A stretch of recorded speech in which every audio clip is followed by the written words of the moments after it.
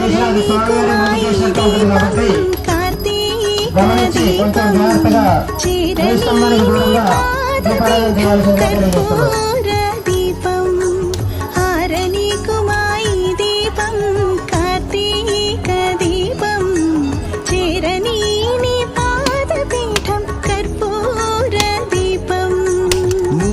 సుమానారో ప్రాణం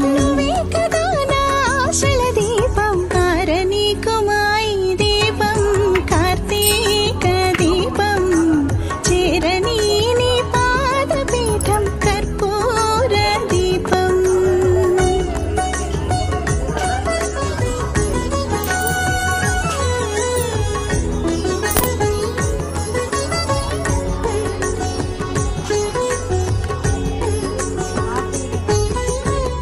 వెలుగు పంచు దీపం నీవు